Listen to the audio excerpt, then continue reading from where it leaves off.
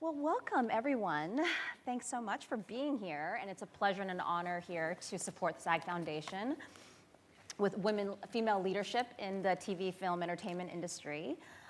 Since Stacey gave such a wonderful introduction of each of us, I thought I would just start off with, instead of me introducing, going into more detail on our panelists, for each of them to share their backgrounds with us. And I know it's a long question, but just highlighting, how your journey, your professional journey began and how it sort of led you to where you are today. And we've got like a solid hour too, so Debra, do you want to start? I guess I do. Wow. Well, I have actually only one sentence. I've been at Women Make Movies for 30 years. So, no, yeah, but it is, I'm not somebody that's jumped jobs a lot. But, Women Make Movies is a nonprofit organization. We have been around for 40 years. We are the largest distributor of films by and about women in the world. And we have a production assistance program that assists women in getting their films made from concept to completion. And we're very proud that in the last 8 years, up until this year, we've had a film that's been nominated or won an Academy Award.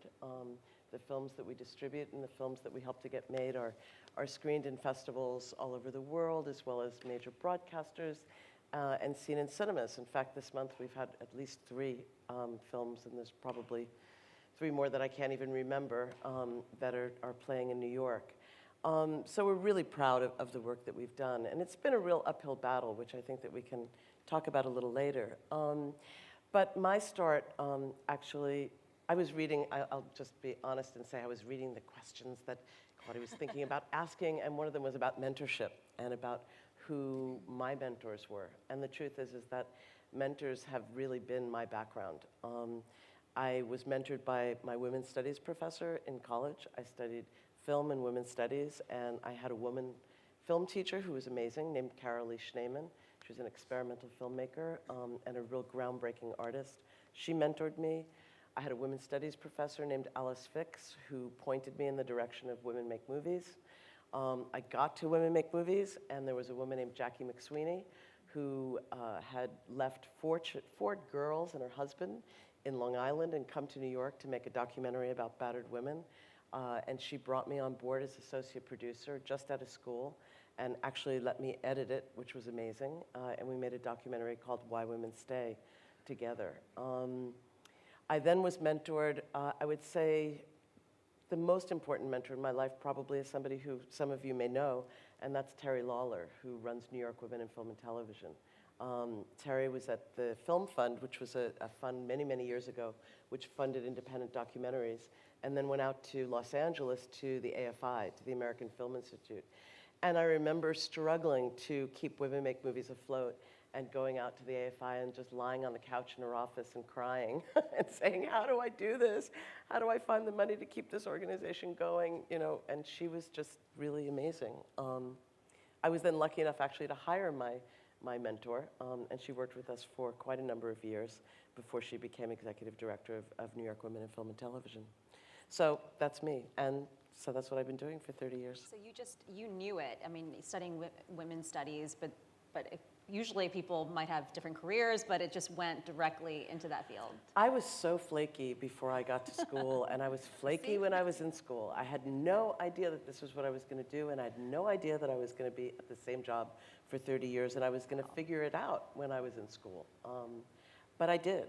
I was passionate about advancing women and working with women, and I was passionate about film, and there weren't very many options. There was an organization that, Pat, you may remember, called the Women's Institute for Freedom of the Press, which was in Washington, D.C., yes.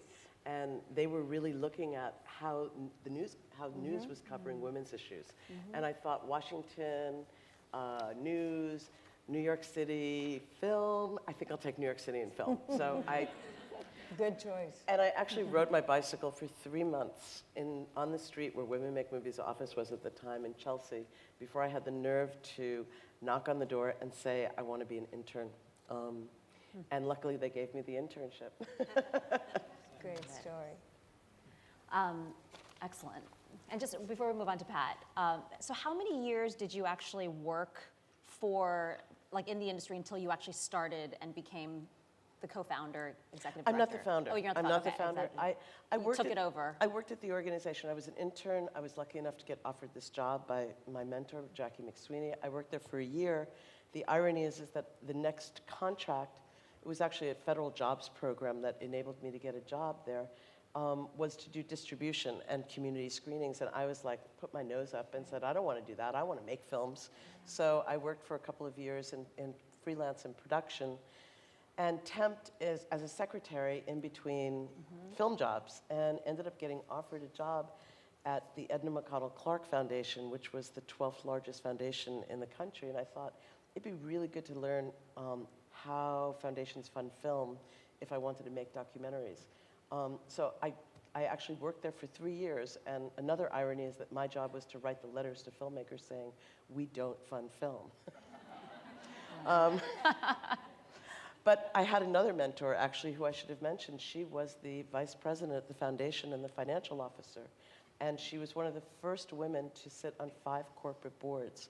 She was a trustee of Cornell University. She was on the TWA, TWC board back in the day when TWA was in airlines and TWC owned Hilton Hotels and Continental Foods and many other corporations, along with Bankers Trust, a bank that no longer exists. These are things that Pat will remember.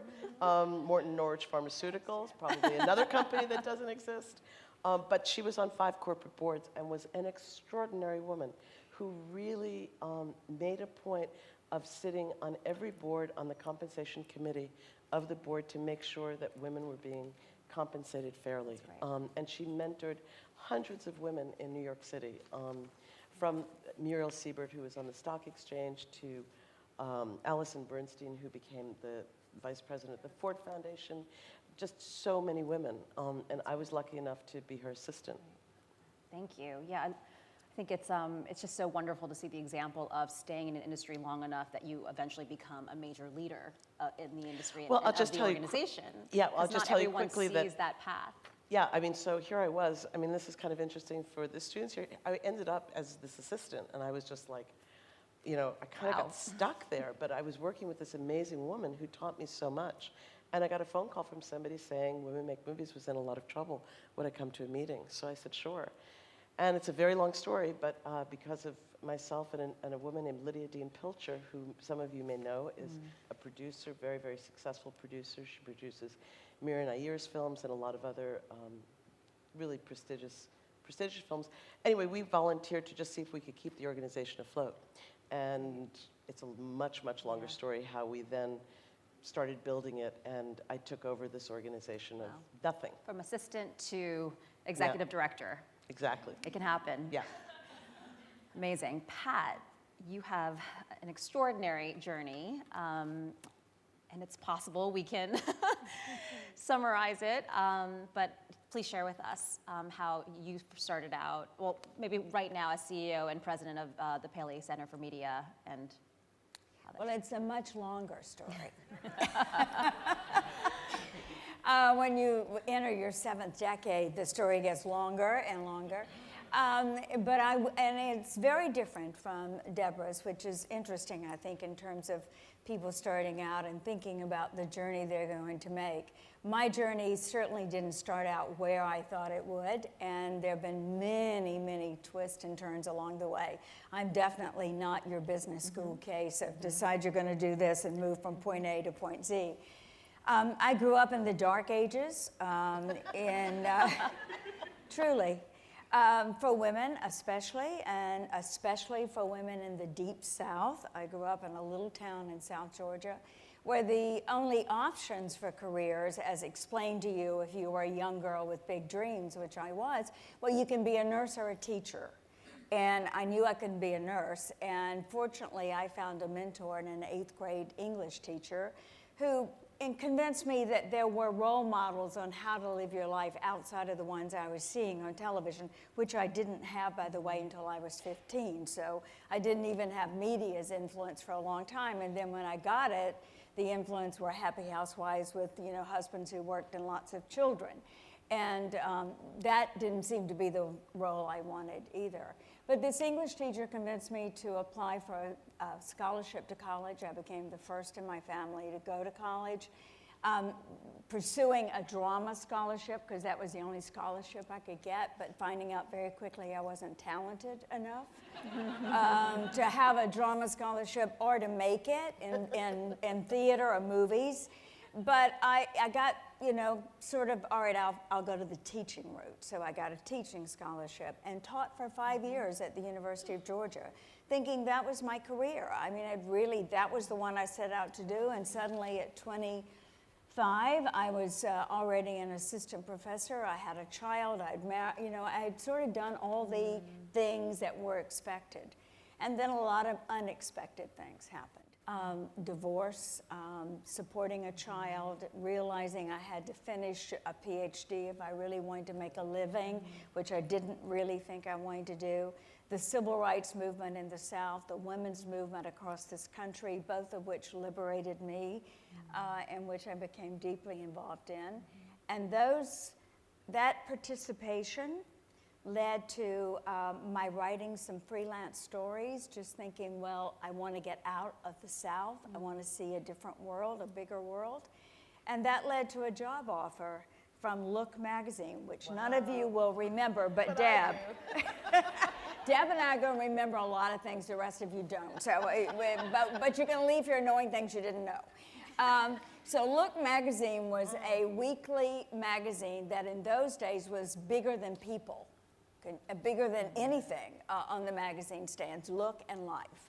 So I found myself suddenly living in New York City in the late 60s with a child to support, but working at a big city journalism organization, and I'd never taken a course in journalism, ever.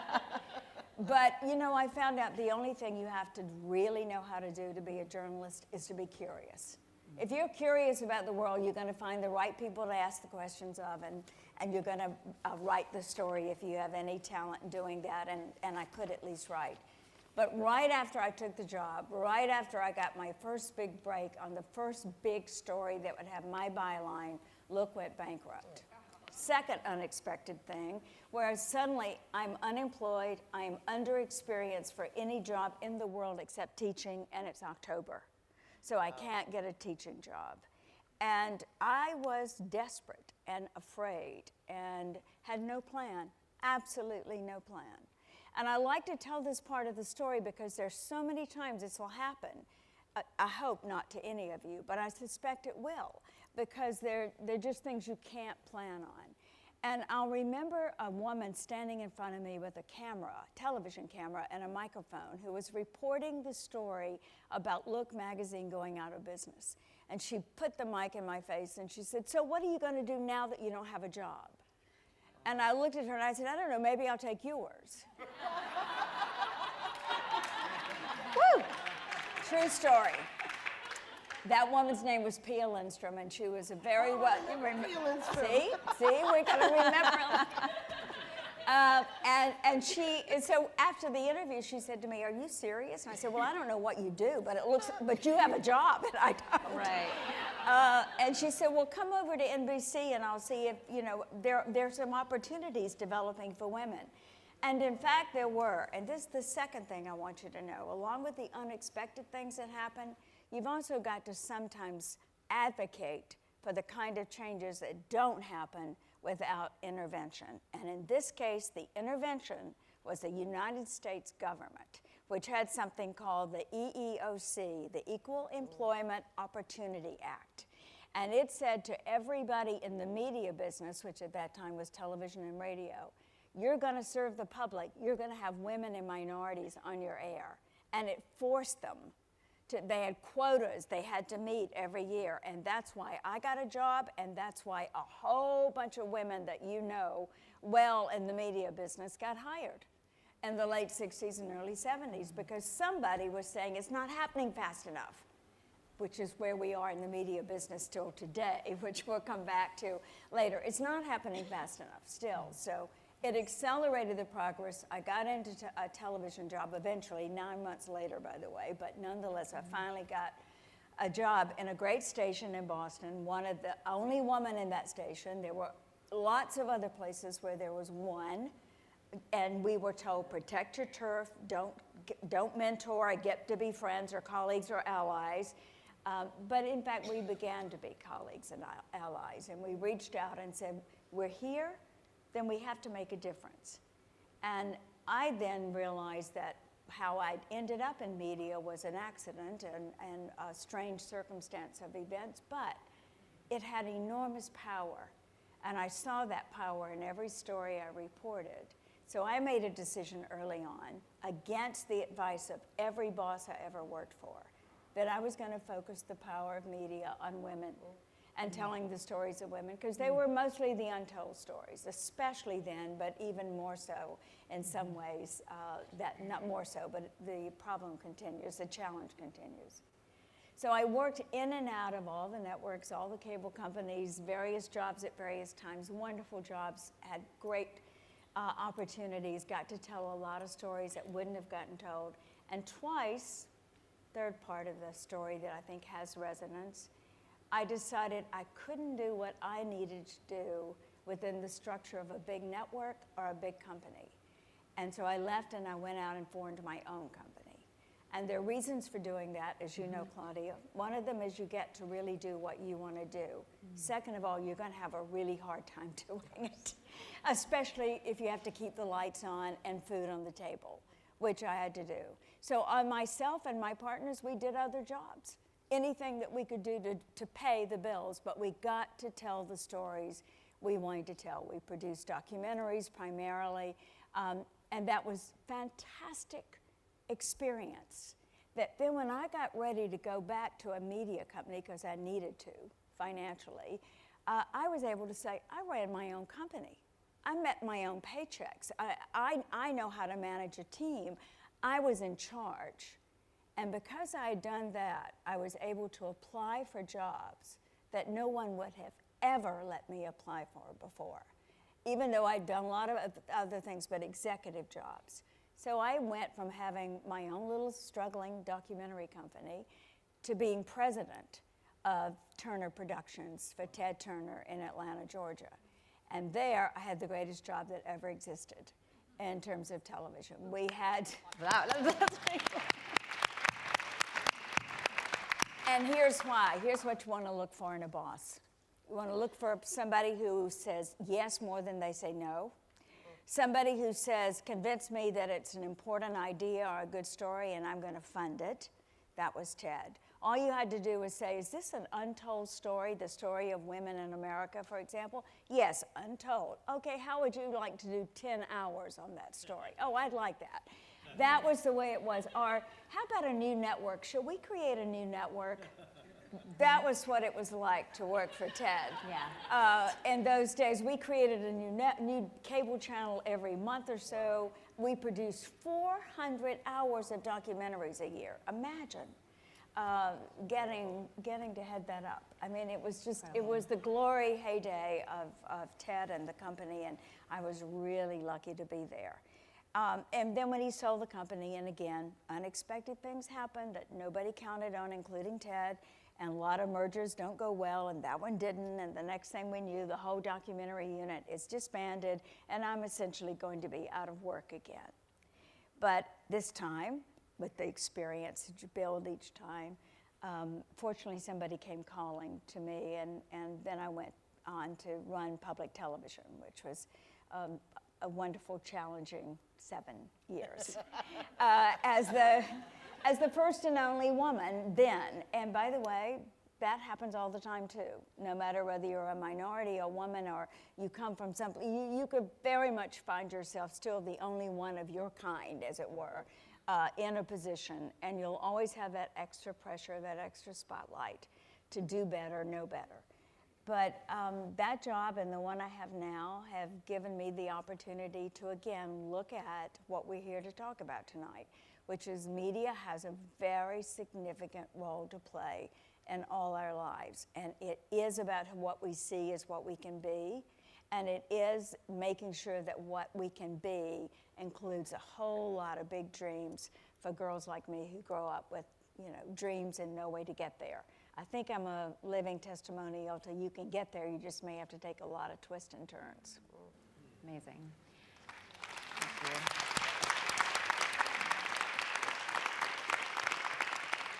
And I know we're going to loop back to this, but Pat now currently is the CEO president of the Paley Media Center for Media, as everybody heard, and she also curates and runs TED Women in partnership with the TED organization, which is just such an honor and incredible opportunity. I love the TED videos. And so Beth, finally we come to you. So Tribeca Film Institute, which everybody here is familiar with, obviously the festivals. Can you share with the audience what the Institute does and, of course, your journey with the organization? Sure.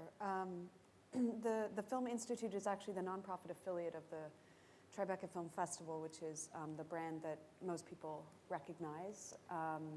We operate year-round. We give grants to filmmakers, documentary, narrative, and transmedia filmmakers. $2 million a year in grants to filmmakers. And we also teach filmmaking and media literacy in New York City public schools and 2 sites in Los Angeles.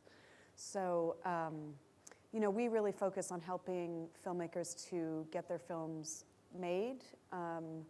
We are not as much focused on sort of the creative aspects of that, but more on, what the conversation is you're going to have with different business people in order to make your project a reality. So that's sort of like our little niche that we focus on. I joined the organization in 2004.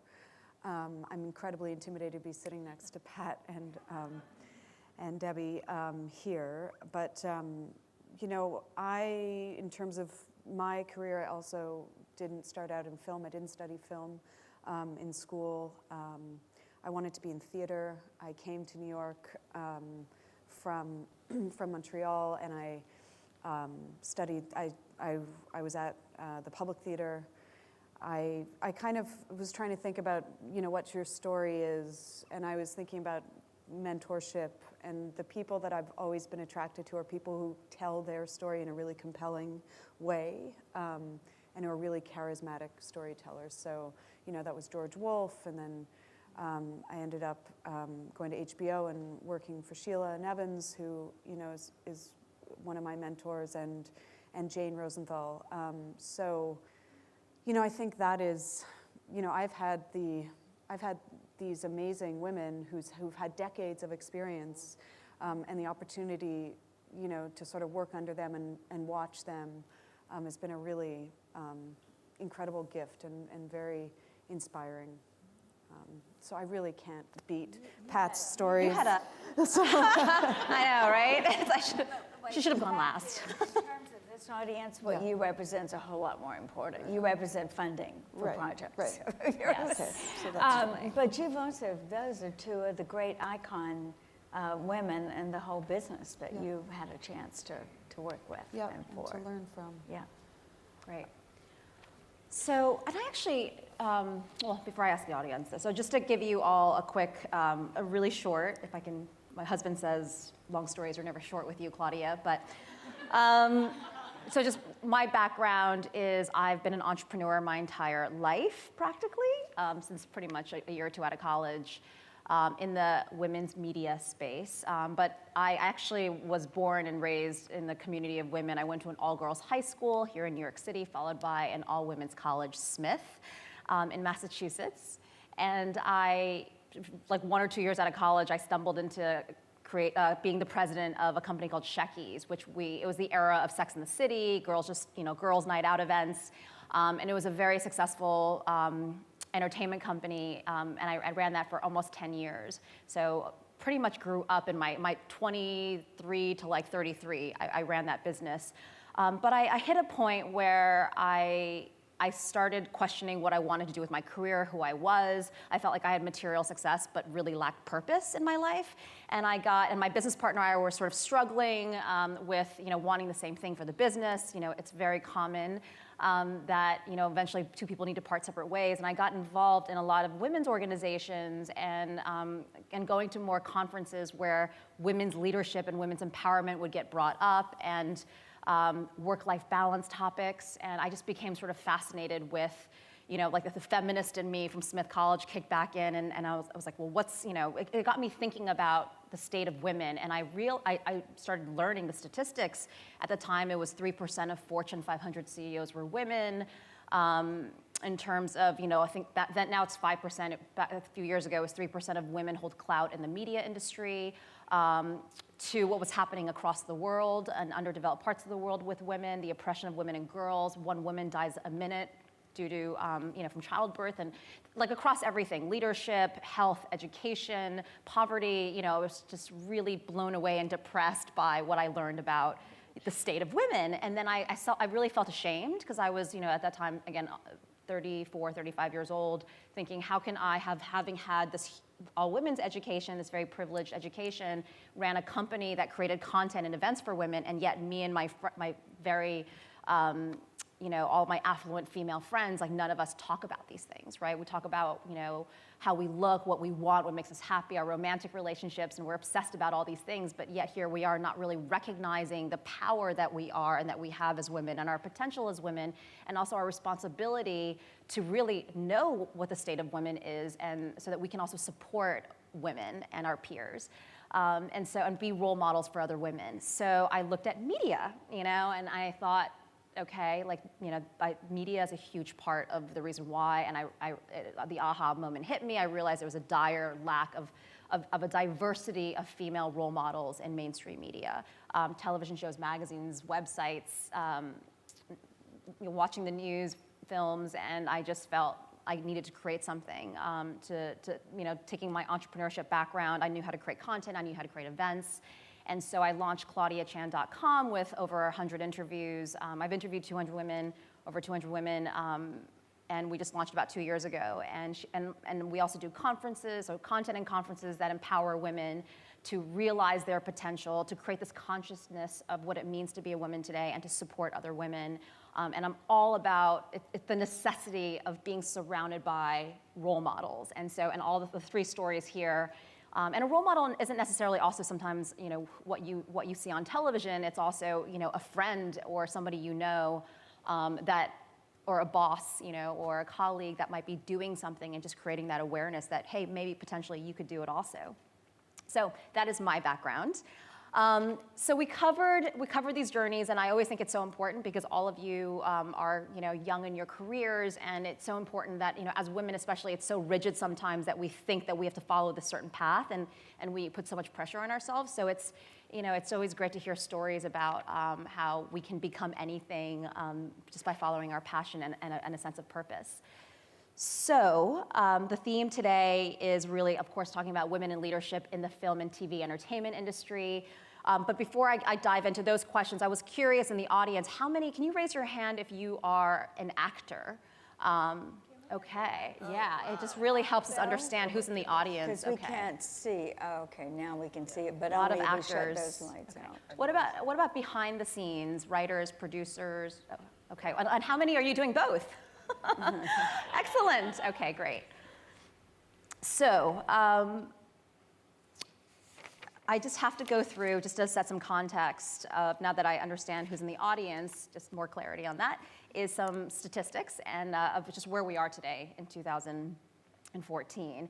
But last year, according to Women in Hollywood, some statistics, women were 16% of directors, executive producers, writers, cinematographers, editors working on the top 250 domestic grossing films. Also, last year, women accounted for 15% of protagonists, 29% of major characters, 30% of all speaking characters. Female characters were younger than their male counterparts and were more likely than males to have an identifiable marital status. And further, female characters were less likely than males to have a clearly identifiable goals or being portrayed as leaders of any kind. And overall, Gina Davis Media, the Institute for Gender and Media, has done a lot of research also and some findings. Females are still sidelined in popular entertainment. Females are still stereotyped and sexualized in popular entertainment.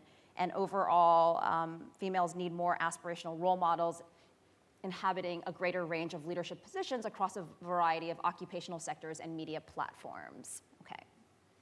By the way, as women, do you think about these things? Do you think about these numbers? Okay, good. Yeah, maybe we should just mention at this Yes, point and that Pat's there got is more this numbers. There's this great report, I mean, depressing report.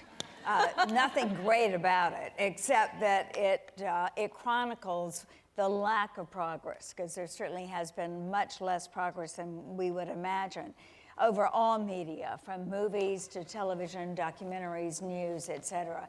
And you can download this off the Women's Media Center website. The Women's Media Center is an advocacy group that really is a watchdog group for looking at all media and tracking it, because it's important to put the numbers out there and have people see. When you say, you know, how many, 3% of the top grossing films were directed by women? I mean, three women directors in the top crazy. Grossing films. I mean, the statistics certainly tell the story that we have a long way to go yet. Yeah, but I do think, but I just want to say, I do think it is, you know, Claudia asked me before, have I seen progress? And of course, Pat going back to the dark ages and me going back to the gray ages, which were in between the dark ages and the light of today. Yeah.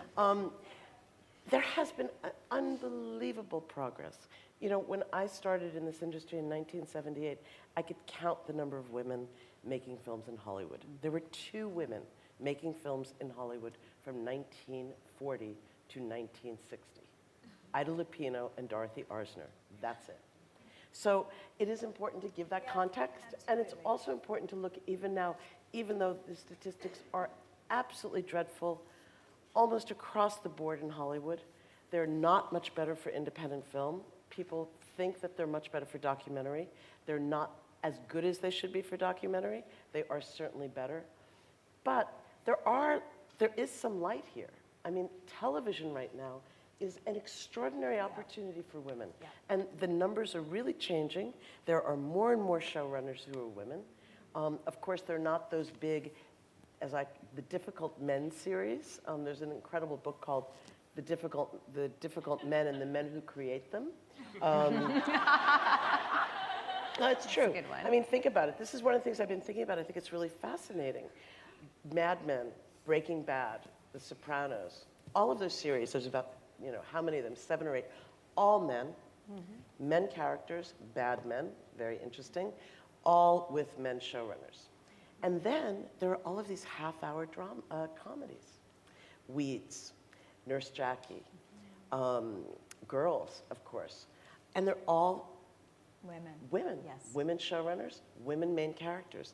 This is really fascinating. There's some really, so I just use this as an example No, of you're the absolutely fact right. that there are really interesting things happening, and why they're happening is interesting. And I also think that the industry is changing. There's a huge paradigm shift happening, you know, where they're basically, you know, the old business models are crumbling and people are trying to figure out how to make money in this new, you know, through all of these different new channels of distribution. And I think that it's really important for people for creators and who, you know, who have a story to tell, to grasp onto that and to learn as much as possible about that, because there's an opportunity here for you know, people whose voices have not been traditionally lifted up but through, you know, traditional mainstream media to, you know, to figure out what the tools are, to take the reins, to learn it, and to become the leaders in that space. You know, I mean, like, HBO did not create Lena Dunham. You know, Lena Dunham created. Yeah, right. but they gave her the opportunity. Someone made a brave choice there. You know, and that's the other thing. You might not agree with, you know, I think it's important, especially when you're talking about women, that we don't get caught up in a debate about who's representing women in the correct way or in the best way. We need to have space for a lot of different types of representations that we might not personally agree with, but that we raise the level of conversation to, you know, beyond that, you know, so you're talking about it from a craft perspective. I completely agree, Beth, and that's a very important point when you look at the whole range of what is being produced by women and for women. And the 2 other bits of good news, and Debra, you're absolutely right that there has been progress in that way.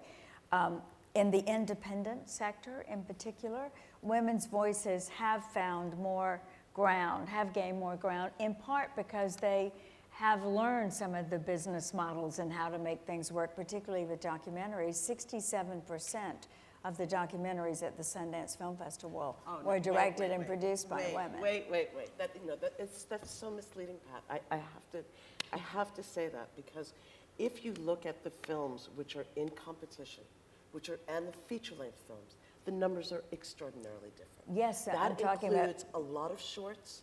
That includes older films. It does not. It's not really a picture of the films that are being that are the higher profile films. I don't have that You know? particular statistic, but I still know it's good. And It's- it's gotten better but what's every year good- for the last 10 years. Well, actually, kind of. But what's good, and Sundance is probably, and I've looked at Sundance, Cannes, Berlin, and Toronto for almost 15 years now. And I can tell you that of them, Sundance is probably the best. But their numbers are more like 25 to 30%, and that's good.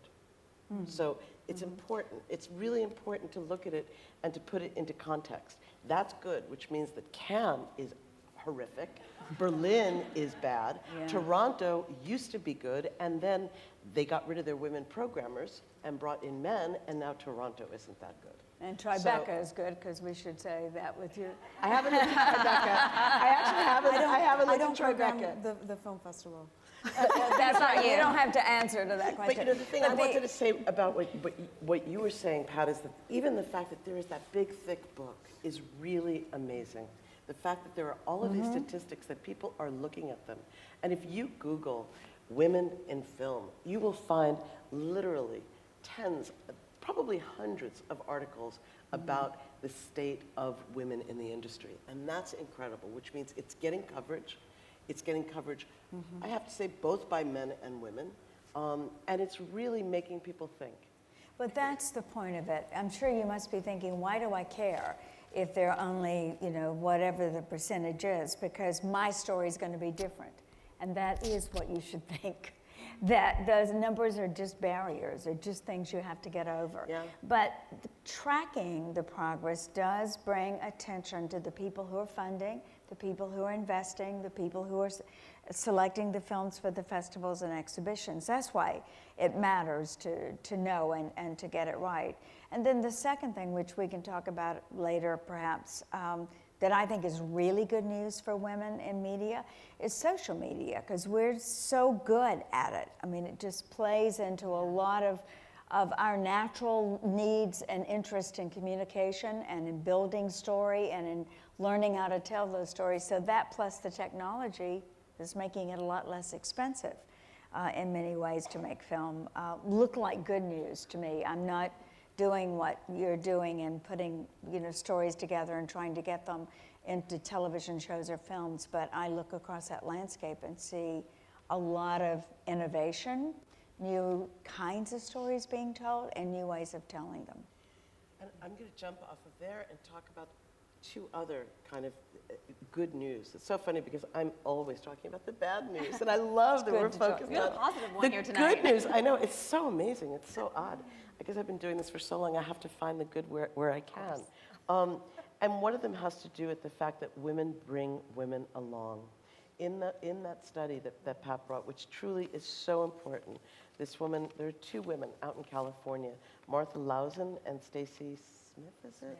Smith, who are doing amazing work at USC and San Diego State University in tracking what's going on with women. And there's a brilliant, wonderful statistic that if there is one woman as a producer, director, cinematographer, and by the way, cinematographers probably have it worse than anybody else, writer, executive producer, director, writer, cinematographer, there's 6 of them, that the film is unbelievable. I can't remember the percentage, more likely to have women in those in those jobs. So that means women bring women along. I'm not giving you a very good, very clear statistic. But it really is true, and it's very, very important. Women do hire women, they bring them along. The other thing, it is the most important thing. The other thing, because there are so many of you who are actors here, is that women actors in Hollywood are changing the industry because they're producing their own films. If you look at the credits of all these TV series, the women actresses who are the leads are producers. And they realize that if they want to have roles, women like Meryl Streep has had, out of her last 6 or 7 films, 60 to 70% of the directors have been women. She's choosing women directors. That's great. And women understand that if they want to have roles when they get older, they have to get involved in the business side of it. And that's why what Tribeca is doing in terms of teaching women the business side is so very, very important. In terms of, Just sorry, on Upworthy today, there's a great, I don't know if you guys saw it, the Bitch Media, they produced this piece about 3 women of color show up to an audition, and let's see what happens. If you haven't seen it, you have to It's see on it. Upworthy, it's but brilliant. it's from Bitch Media? Yeah, Great. excellent, love the name. it's brilliant. And I was gonna say, because we were talking about the film festivals and where Sundance is one of the better ones, is who's really making the leadership decisions, and in terms of men really running the industry. And I know with the whole phenomenon of Lean In, and and also just getting male role models to stand up for hiring women and casting women.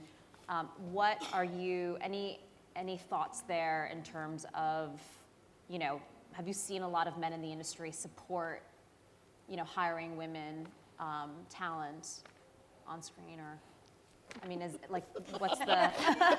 Well, if they hadn't, we wouldn't have any jobs, period, because they've been running it for a long time. Are we seeing a sense of consciousness though, in terms of the Absolutely. discussion? We are. Yeah, we are. Well, Okay. I don't want to speak for the men who run things, but obviously there have been some enlightened men who have made the right decisions about that. But I certainly want to make the point that Debra made, that it is now turning out to be the case that when women are the executive or the director or the producer, that they do That's bring really where other the women progress along, comes and that's the biggest way progress will be made, and stories will get told. Sure. And I think people hire who they know, who they're comfortable Yeah.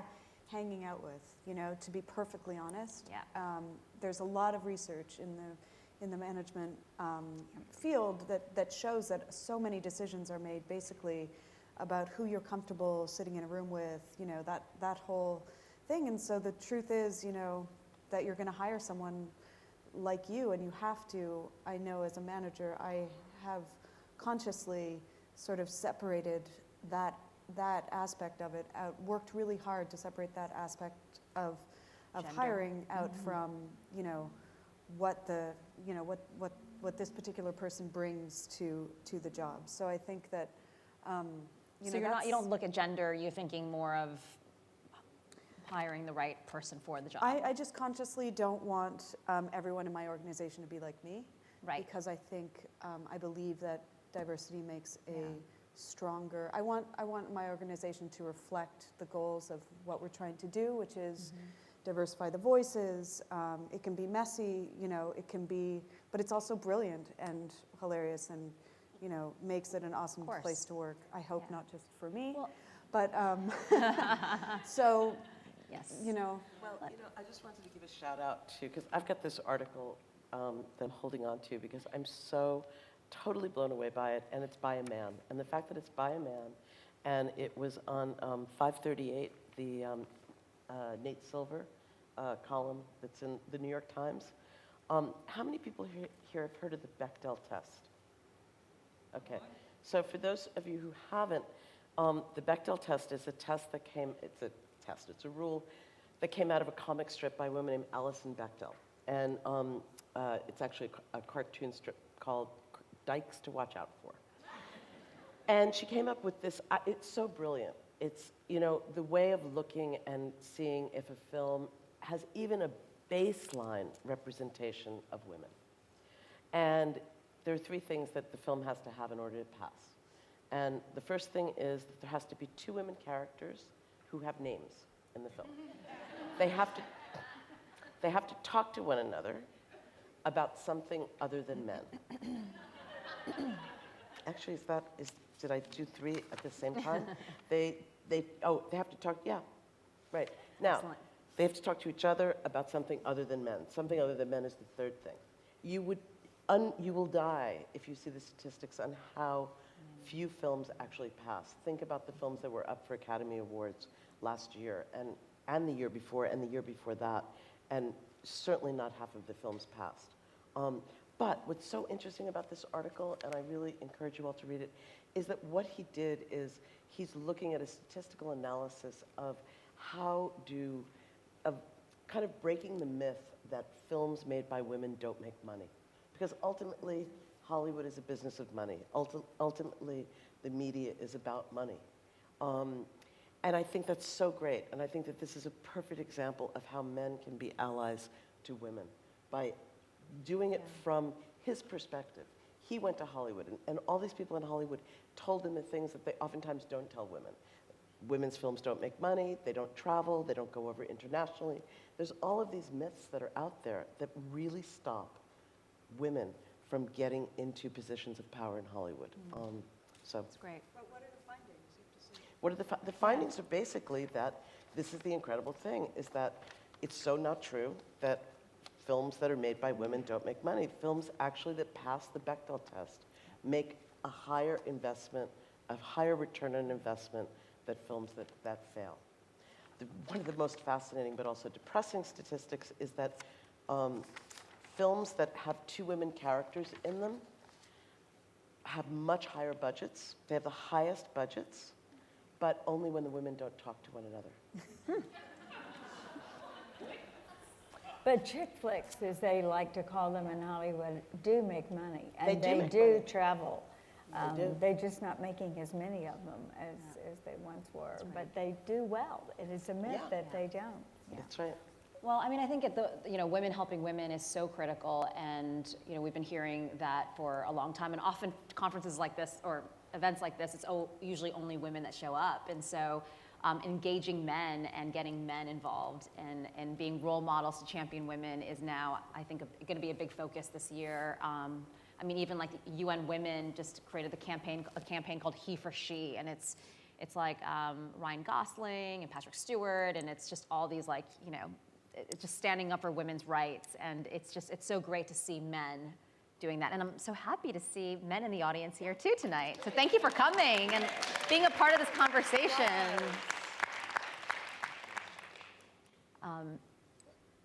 So I'm noticing the time, and I'm like, wow, time just flies by way too quickly. So that sort of answered my question around, so in terms of how do we change the ratio? So I think it's, it sounds like women, as much as you can pursue careers where you can control the content, and obviously women can hire women for roles, also lifting as we climb, bringing other women along the path is really important, and for men to be aware and conscious of these factors as well. So moving on past some of the more industry-related statistics and questions, advice for the audience. We have so many aspiring actors or current actors, directors, producers, writers, cinematographers in the audience. Can you share maybe, they have a long career ahead of them, a long journey ahead of them, maybe 3 areas of development that women can hone, or 1 or 2, just basically what advice would you give them in there so that they can have a long-lasting career in this industry? Because it's obviously your passion, because obviously there's going to be a lot of obstacles along the way. So I guess, Pat, do you want to start? Well, just a couple of things based on experience, because that's the only thing we have to go on, is never take no for an answer. I mean, there's no question that we have all had a lot more no's than we've had yeses in our lives. And my dad used to say, what part of no do you not understand? And I used to say all of it. And so you just can't take no for an answer, because you'll get a lot of that. And a lot of people say, can't be done, can't be done. Second thing, and this took me a while to learn, and I learned it most clearly working for Ted Turner, who has attention deficit disorder. And so do most men in executive positions, because they're busy and they've got a lot to do, and they are wanting to see 2 things: clarity and purpose, and that both of those things, and then that's accompanied by passion.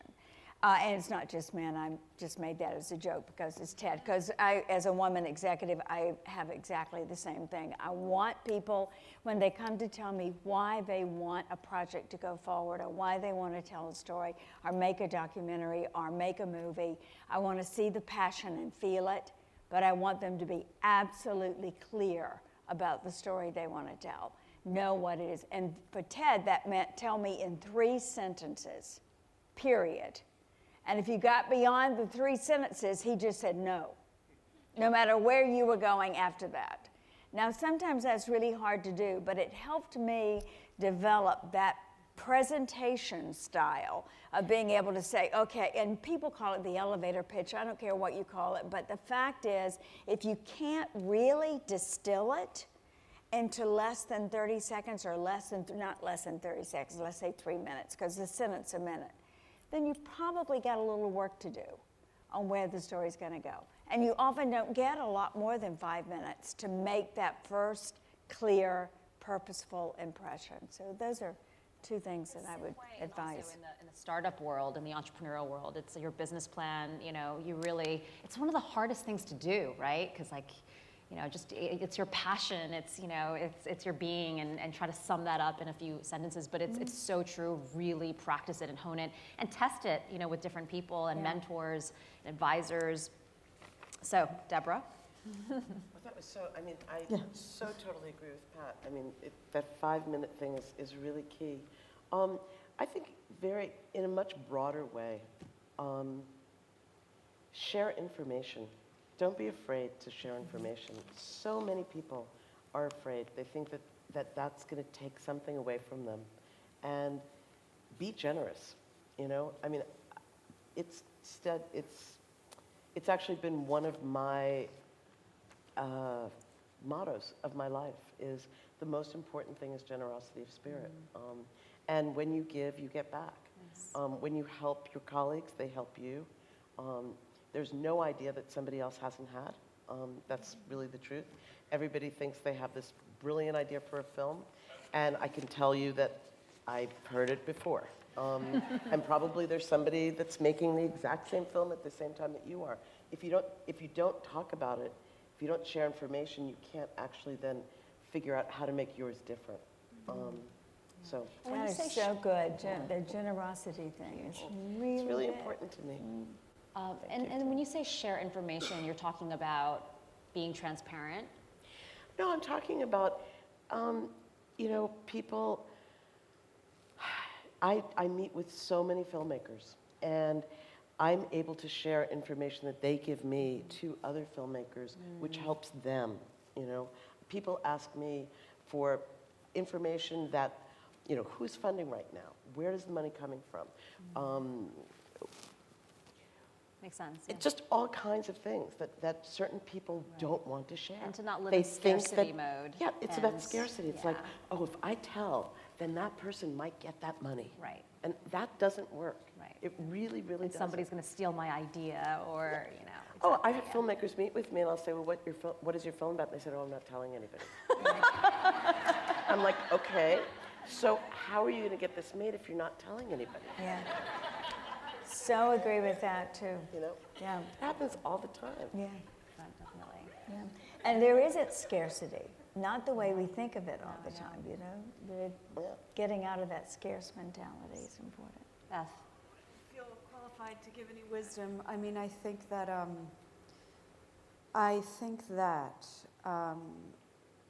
as a woman and as a girl, I was raised, as I think a lot of women and girls were raised, to to build consensus, to be nice, and those are all good things. I don't want to take away from them, but I think that you have to also realize that if you don't have anyone pushing against you, you're not doing anything. And to understand that that's part of the process of growing up, of becoming a leader, of finding yourself. I'm not talking about hurting anyone else, but just that you have to, if you have a conviction and you have a story that you're going to tell, there's going to be people who are going to say no, and it's not going to be always just with a direct no. It'll be in subtle ways, and you'll be like, this person doesn't get me, they don't believe in me, and that's fine. That's part of the process, and you have to continue to move forward with your own integrity. Definitely. So on my website, I call them like mantras, mantras to live by, and so many of these resonate with my mantras, but one of them is like obstacles create opportunities, and that, it's the hardest thing in life, when you're going through something challenging or a struggle, and Pat said, don't take, there's no such thing as no, or don't take no for an answer. And I always say, like, for every 10 no's, there's one yes. So it's that perseverance is so important, and that when the hard times come, when the hard times hit, it's to really see them as an opportunity that's making you stronger, right? You're like strengthening your courage muscles, your perseverance muscles, your resilience muscles, and it's probably gonna ignite some sort of change in you, whether it's taking a right turn or a left turn, that you wouldn't have taken if that challenge was not there. So the next time hard things happen, to realize, to step back and be like, maybe there's a reason why this is showing up in my life, and to be sharing and generous along the way, because it's so true. The more we give, the more we get back. So we are living in an abundant universe with lots of opportunity. Those are some good pieces of advice. I might add that is part of what we've all three said, but it can't be said strongly enough because it is the hardest thing to do, in spite of the fact that we have, and that's to take risk. Yeah. I mean, you just have to do it. And if you take risk, you are going to fail, because that's part of it. And you just have to be willing to risk doing that, risk falling on your face, making a mistake, taking a wrong part, telling the wrong, these things. But every time you take those risks, or at least I certainly found this true in my life, and I suspect Beth and Debra did too. Not only do you learn something really important that you've never learned from success, but you learn from failure. Yeah. And I love there's a quote that it's seldom failure that stops us. It's the fear of failure, right? And really, who's judging yourself other than yourself, right? You're judging yourself more than anybody else is, which brings me into probably the last question before I go into Q&As, because we've gone through takeaways for the audience, is especially for women. In my TEDx talk recently, I talked about there's a women's revolution happening, but more so than externally, it's one happening in the minds of women, because women actually today, you in the audience, we have more opportunity today than women that have come before us, and in a way it's greater pressure, right? Because we feel like then we need to do it all. We need to look really great. We need to have the best career. We need to hit a certain amount of success by a certain age. And so there's this incessant self-talk and this pressure where it's terrifying to take risk, or something really horrible is happening, or we're living in scarcity mode. So if I were to ask you, because obviously as women, we're still going through, we're going to have insecurities, we're going to have fears. So what is one way that you personally, or one tool that you use to sort of get through your own insecurity or fear when it shows up, that we could share with women in the audience? God, I read this question before I got here and thought about it and had an answer. Who wants to start? And I can't remember it. Maybe. Yeah. It's really true. But you know what I'm going to say? I'm going to say the easiest answer for me is sense of humor, which is also something that's so important in terms of getting ahead, is being able to laugh at yourself, being able to look at yourself, and to have a sense of humor with other people. I've been in situations where I've been incredibly insecure, and kind of figuring out how to make that into a funny situation really gets me beyond it. So that's my little tip. Definitely. Although that wasn't what I was going to say, so if I think of the other one, I'll let you know.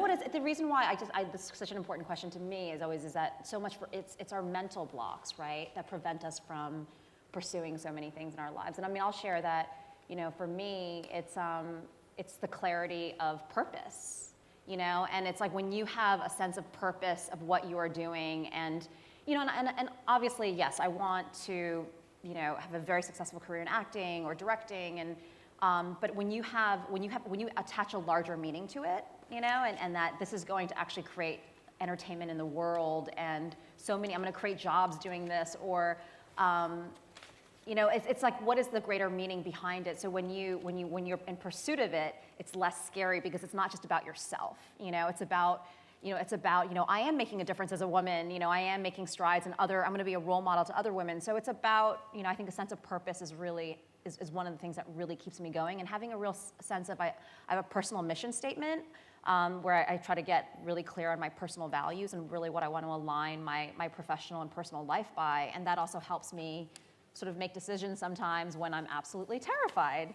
So anyway, so that's how I would That's answer great. that. And I would piggyback on that because I didn't read the question, and so I haven't had time to think about it. But I'm very attracted to what you're saying, Claudia. And I think the only thing that gets me through those kind of times, not the only thing, but the thing I think most effective, is really getting over myself and thinking about other people. And by other people, I've had the experience through my work as a journalist and as somebody involved in a lot of other women's activities around the world. I can just very easily stop thinking about myself by thinking about all the other women and girls in this world who have it so many more challenges. And it all sounds cliche to say that, but the fact is, you just can't get too insecure or fearful or worried about how the way something's going for you when you think about what so many other people in the world, but especially in the parts of the world where I work, women and girls are experiencing. That really puts it in perspective and reminds you what the purpose is. And the purpose is not about you, to use your expression. The purpose is about making a difference. I think that that's absolutely true. And that, on a micro level, there's something that, you can do when you're just being the average, self-obsessed New Yorker, creative person that we all are. But that is just to look around you, and there's always someone around you who will benefit, who's struggling. Everyone struggles, we all struggle, and to just focus for a moment on that person. Is there something, just to reach out? Like, it sounds a little cliche, but just to remember that everyone is struggling and everyone is insecure, and you can step out of yourself for a moment, just even in your immediate area. And alcohol. Oh, there, finally. Just drink. Yeah, alcohol works. Thank God for alcohol. I mean, Now, we're going to go out to wherever we're going out in the world saying, thank God for alcohol. That was the advice those women gave us. exactly. And the party is not the sponsor of this event. Okay, so we have about 15 minutes. So I'm going to just I'm going through the Q&As that a few of you filled out. And they're from all different directions, but this is a very specific topic that we didn't cover. What key piece of advice would you give to a new producer coming from the finance investment industry, looking to invest in film? So actually, Don't do it alone. Don't pretend that just because you have the money, you can make a film. I would look at Slated, which is an amazing site that's trying to revolutionize the way that films are funded.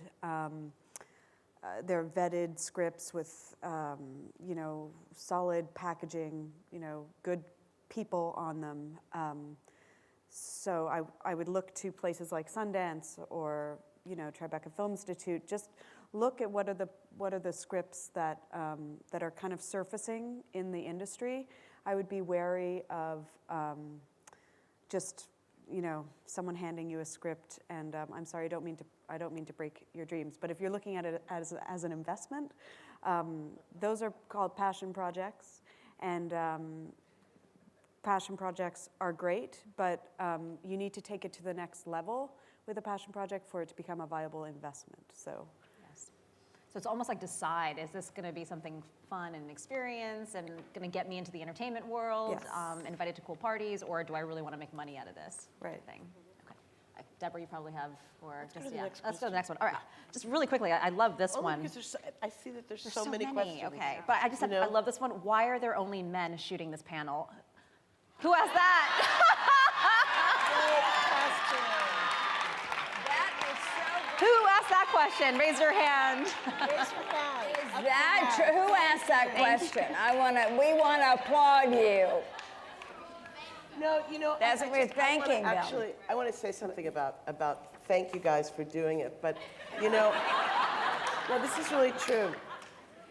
Women Make Movies has been doing what we're doing forever, and I cannot tell you how many times we get asked, where is Men Make Movies? And I say, it exists, it's called Hollywood. That's one. What I really appreciated what Beth was saying about looking at her staff and looking at her organization and wanting it to be diverse. We encourage the projects that we work with to look at their crews and really represent what they are trying to say in their films. And I just really want to say this so strongly. Women cinematographers, less than 1% of the cinematographers in this country are women. They have that's how much they're working days in Hollywood. There's many more that aren't working.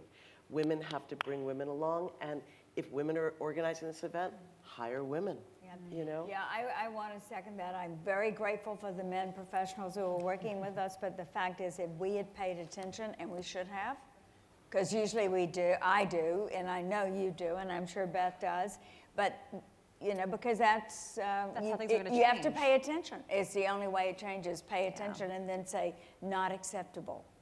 Yeah. Absolutely. Sorry, guys. So we're, busted, as they say. We didn't pay attention here to that one. And now, of course, the camera's going to go like this. That's it's going to move around. Now all of a sudden they're going to be sound's gonna go out. those close-ups that we were hoping not to have. Yeah. Be kind. Be kind, please. All right. So knowing the business of film and what's been pitched to you, why is it so difficult to fund a female-driven lead over the age of 40? Nebraska. Because men are in charge. This is something, I talk about this stuff all the time. And I really do believe this.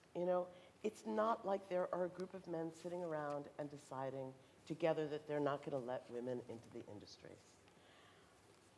The truth is that films are the representation of people's dreams, their desires. It's themselves projected on that screen. And that is the problem with having so many men making films. I don't think that women make better films. I just want to see the films that women make because those are actually the stories that I'm interested in. And as long as we have these, thank you, as long as we have these appalling statistics, if you open up a newspaper and your chance is 1 out of 10 of going to see a film and it's by a woman, that is the problem. And that's why it's hard for women over 40 because men want to see gorgeous women on the screen. They don't want to see wrinkles. They don't want to see cellulite. They don't want to see anybody over the age of 25. How many times do you see men of 60 with 24-year-old girlfriends? Reverse it. You never, ever see that. You never see that. Necessarily true in other countries. So I think that it's indicative of an issue we have here. And there are studies that show that, when someone reads a script, they immediately, they find an affinity with the character that's most like them, right? And there are no 40-year-old women doing coverage for Hollywood studios. They are, they're young people. Over 40-year-old women who have the green lighting power. It's true, but it's hard to get those stories to them, There's so many layers. Yeah. That they have to go Yep, through. no, you're right. And that might be interesting. And one of the sexiest, most successful films of the last couple of years was Catherine Deneuve, who was in her 70s, right? Made a French film. So it is not true in other cultures. We just make older women invisible in this culture. That's right. So this was interesting around ethnicity. Do Black women who want to create and star in their own productions need to create Black-themed projects to be financed? That is great. That's a really interesting question. I'll tell you an anecdote that that I think is really important. I don't know that it really answers this question exactly, but I once heard Spike Lee speak, and he was complaining because Sidney Pollack was about to make a film about Malcolm X. And somebody in the audience said, well, then if you don't think that Sidney Pollack should be making a film about Malcolm X, does that mean that you think that you should only be working on projects about African Americans? And he said, no, because it's different. As an African American, I've had to live my whole life in a white world, and I actually know the white world. White people don't know the black world. And I think that that's really, it's true. It's also true for women. It's really, it's really hard for men to understand women's lives because it is a man's world. So I think that we actually have an opportunity to tell many, many kinds of stories. And it's just unfortunate that for so long, white men have been in control and have pushed their stories down our throats. But if you're the African American woman out there, tell whatever story you want to tell. And Shonda Rhimes is Shonda Rhimes is a great example of that. She worked for stories that weren't about black women, but when she got the chance to write her own series, she wrote, she created a character. That there are people under Shonda Rhimes that she is invested in. Do you know what I mean? Like there will be a reciprocal effect because I know people get tired of, oh, Shonda Rhimes. Yeah, I wish we could name 4 or 5. But it will, it will only be a matter of time before those people. That's actually one other thing I want to say about kind of men and about positive news. I once was interviewed and I said I really love young men, and the young man behind the camera kind of smiled. I said, oh, really? And I was like, yeah, but what I was trying to say... Are you trying to make up to the man cameraman now that we have... No.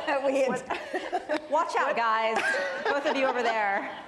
What I was trying to say is that I see a tremendous difference in men in their 20s and their 30s compared to men in their 50s, my age, who grew up with these very, and I'm sure for you, Pat, grew up with these very strong, strict notions of gender roles, of what women could do and what men could do.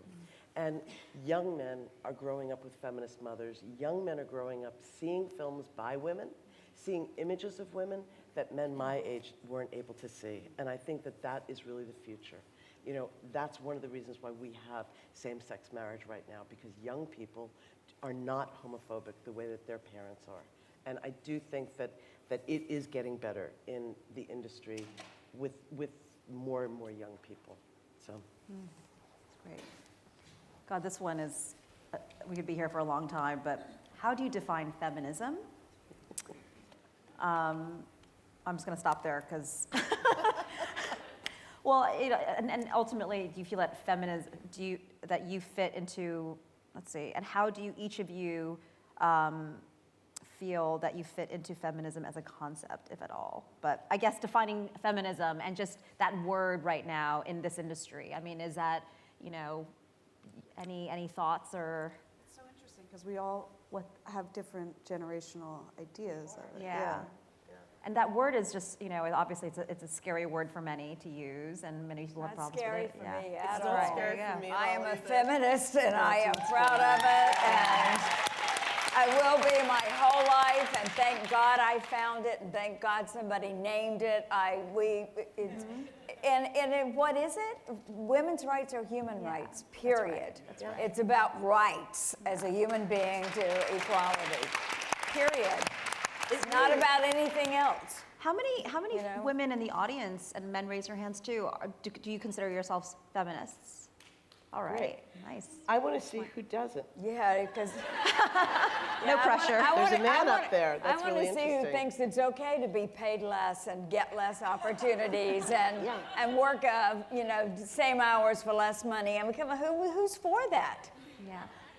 I think it's almost one of the issues is that it's almost one of the issues on why it's actually not talked about so much.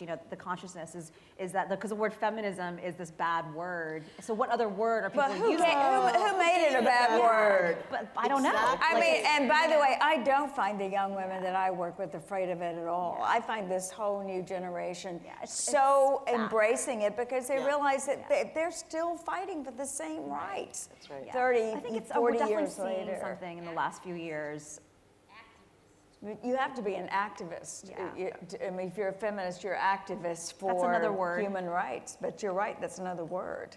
Yeah, no, Yeah. absolutely. And maybe a more inclusive word for some people. But I mean, we are. And you know, it's so interesting. That just reminds me, I was once interviewed with a woman director from Canada, and I can't remember her name, maybe it was Leah Poole. And I heard her say that she was a feminist, and I read the article, and in the article it said she did not want to be seen as a woman filmmaker. I was amazed.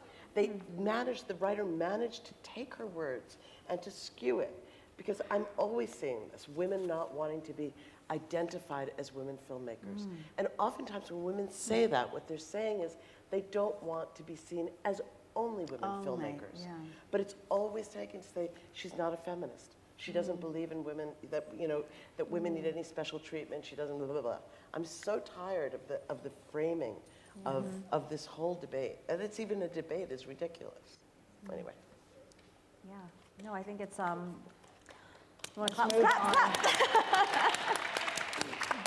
See how that opens. I went to TED Women this year for the first time, and I was really skeptical about it. I was like, oh, what, you know, TED Women, why do we need a TED Women? You know, I was very much like, what is the point of it? And it was a transformational experience for me, because I sat in the audience and I saw so many different women.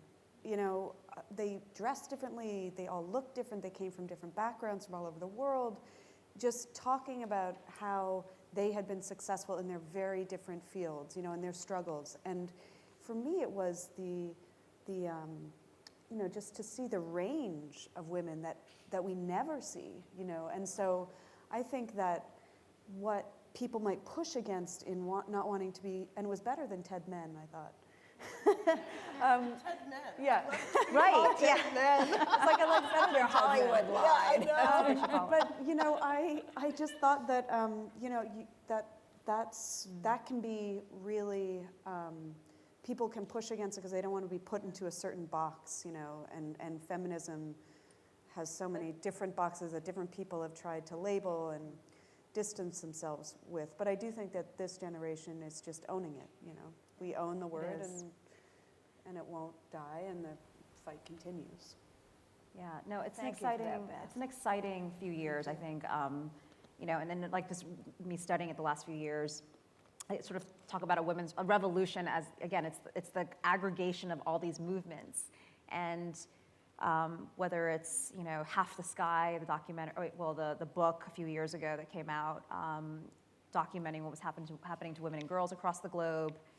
And then, you know, Anne Marie Slaughter's Women Still Can't Have It All. And then Marissa Mayer became CEO of Yahoo. And then Lean In came out, and you know, Malala. And it's just, you know, it's an interesting time where, you know, the conversation, you know, I think the umbrella is feminism, you know, and just, it's definitely an exciting time. Pat, do you see it like to something in the last few years that it's, you well, know, actually, there's a that's momentum? why TED Women arose, was not because we felt there needed to be a separate TED Women's Conference, but we felt there did need to be a platform and an opportunity for women across all sectors with all kinds of ideas, inventions, innovations, to have another opportunity to speak those ideas. It wasn't about ghettoizing or it wasn't really about feminism, although you could say what a great opportunity for women to speak their mind and to get their talks posted at the same time. But the reason I pitched it as an idea in one sentence. I didn't realize you pitched it. Wow. Yeah. Oh my God. Do you think they volunteered to do I thought they just chose you. Wow. I'm sorry, but these things do not happen voluntarily. Power is not given, it is taken. Power is never given, Yes. and neither are opportunities. You know, no, in pitching it, that was the one sentence was, there is a global narrative and story around women happening right now that is so interesting, and so many parts of that story are just kind of falling through the cracks, not getting picked up, not getting made, not getting produced, spend that from scientists to engineers to technologists to actors and producers. These are stories not getting told. And that was the pitch. So let's just create another conference and make it possible to tell another 100. In 3 sentences, the clear sense of purpose. No, that's incredible. Okay, I think we're time. It's 8:33. So Thank you for sticking with yeah, us. thank you. Thank you so much.